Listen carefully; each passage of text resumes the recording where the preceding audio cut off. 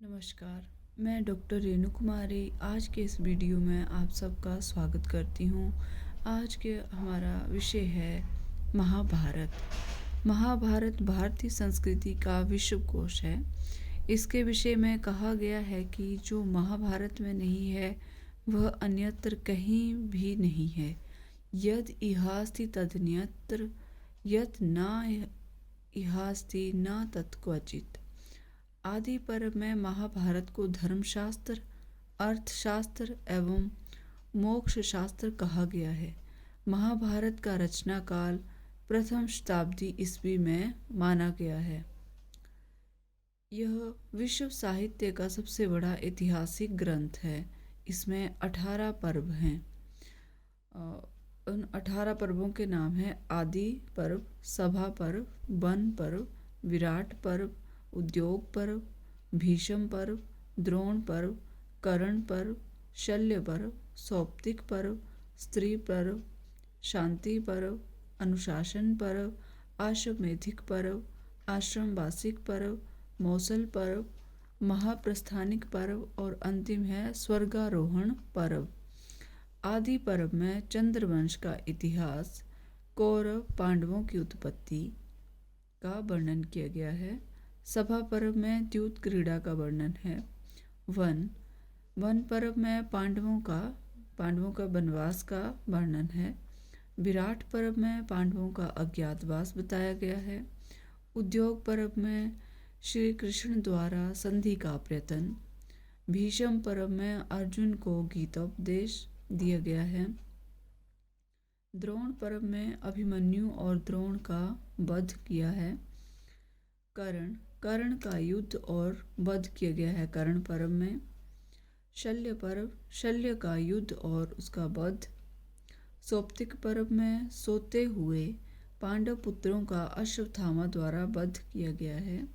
स्त्री पर्व, शोक संतप्त स्त्रियों का विलाप किया है इसमें। शांति पर्व, युधिष्ठिर के राजधर्म और मोक्ष संबंधी प्रश्नों का भीष्म द्वारा उत्तर दिया गया है। अनुशासन पर्व, धर्म और नीति की कथाएं हैं इसमें। आश्वमेधिक पर्व, युधिष्ठिर का अश्वमेध यज्ञ इसमें बताया गया है। आश्रमवासिक पर्व, धृतराष्ट्र आदि का वानप्रस्थ आश्रम में प्रवेश। मौसल पर्व में यादवों का नाश। महाप्रस्थानिक पर्व, पांडवों की हिमालय यात्रा का इसमें वर्णन है। स्वर्गारोहण, पांडवों का स्वर्गारोहण इसमें दिखाया गया है। शांति पर्व महाभारत का सबसे बड़ा पर्व है। इन 18 पर्वों में सबसे बड़ा पर्व है शांति पर्व और महाप्रस्थानिक पर्व सबसे छोटा पर्व है। महाभारत में शांत रस की प्रधानता है। महाभारत की शैली है पांचाली शैली। छंद है महाभारत में अनुष्टुप छंद। महाभारत के विकास क्रम की अवस्थाएं। महाभारत का विकास 3 अवस्थाओं में हुआ है। पहले क्रम में यह जय काव्य कहलाता था। दूसरे क्रम में यह भारत काव्य कहलाया और तीसरा जो अंतिम चरण था उसमें यह महाभारत काव्य कहलाया। जय काव्य में महर्षि वेद व्यास कृत श्लोक हैं और जिनकी संख्या है 8800। कुल इसमें 8800 श्लोक थे और महर्षि वेद व्यास ने इसकी रचना की थी जो मूल है। फिर भारत काव्य बन गया। ये भारत काव्य में वैशंपायन द्वारा परिवर्धित श्लोक। वेद व्यास ने अपने शिष्य वैशंपायन को ये सुनाया और इसमें जो आख्यान, उपाख्यान और वार्तालाप के द्वारा जो चर्चा परिचर्चा के बाद जो नए श्लोक जुड़े उसके पश्चात इनके श्लोकों की संख्या हो गई 24,000। यह है भारत काव्य। अंत में है महाभारत काव्य। वैशंपायन शिष्य सोती द्वारा उपाख्यानों को जोड़कर इसकी संख्या हो गई 1,00,000 और यह क्या कहलाया? शतसाहस्त्री संहिता। अब वैशंपायन शिष्य सोती ने तो इनको जोड़ा परंतु ये इतने बड़े कैसे? तो वैशंपायन ने अर्जुन के प्रपौत्र जन्मेजय को उसके नाग यज्ञ में सुनाया था। जैसे सबसे पहले वेद व्यास ने की रचना, तो 8800 श्लोक थे। फिर वेद व्यास ने अपने शिष्य वैशंपायन को सुनाया और चर्चा पर चर्चा करके इसका स्वरूप बढ़कर 24,000 हो गया, 24,000 श्लोक हो गए। फिर वैशंपायन ने इसे अर्जुन के प्रपोत्र, अर्जुन का जो पड़पोता था जन्मेजय, उसको उसके नाग यज्ञ में, उसने नाग यज्ञ किया, उसमें सुनाया। तो इनकी चर्चा परिचर्चा करके और आख्यानों उपाख्यानों को जोड़कर इसके श्लोकों की संख्या हो गई 1,00,000। तब जाके ये क्या कहलाया? शतसहस्त्री संहिता। महाभारत को पंचम वेद भी कहा जाता है। महाभारत के पंचरत्न हैं। कौन से हैं महाभारत के पंचरत्न?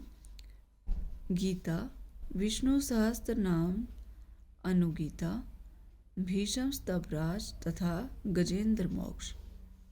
भगवत गीता महाभारत के भीष्म पर्व का अंश है।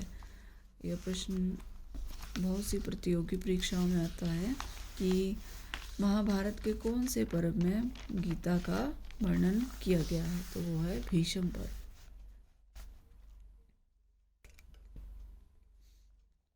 महाभारत में वर्णित प्रसिद्ध आख्यान और उपाख्यान। रामायण का जब मैंने वीडियो बनाया था तो मैंने आख्यान के विषय में बताया था कि जो स्वयं द्वारा देखा गया हो, और उपाख्यान जो किसी दूसरे के द्वारा सुनकर बताया गया हो, वो उपाख्यान कहलाता है। तो आदि पर्व की बात करें, महाभारत के आदि पर्व में उपाख्यान और आख्यान दोनों का वर्णन हुआ है। तो सबसे पहले आदि पर्व में आया शाकुंतलोपाख्यान। इसमें दुष्यंत और शकुंतला की कथा का वर्णन है। सुप्रसिद्ध कथा है ये, शकुंतलोपाख्यान है ये आदि पर्व में। और आदि पर्व में ही आया है ययाति आख्यान। इसमें राजा ययाति की कथा का वर्णन है। अब वन पर्व की बात करें, वन पर्व में जो आख्यान और उपाख्यान आए हैं उनका वर्णन है, उनका नाम है नलोपाख्यान। राजा नल और दमयंती की इसमें कथा बताई गई है। रामोपाख्यान, इसमें राम की कथा का वर्णन किया गया है। शिबी उपाख्यान, राजा शिबी की कथा इसमें सुनाई गई है, उसका वर्णन किया गया है। सावित्री उपाख्यान, सत्यवान और सावित्री की कथा है सावित्री उपाख्यान में। मत्स्योपाख्यान, मत्स्य अवतार की कथा का इसमें वर्णन किया गया है। तो ये था हमारा आज का वीडियो। मैं आशा करती हूँ कि आपको मेरा बनाया हुआ वीडियो अवश्य पसंद आएगा। यदि आपको मेरा बनाया हुआ वीडियो अच्छा लगे तो कृपया लाइक, शेयर और सब्सक्राइब करना ना भूलें। धन्यवाद।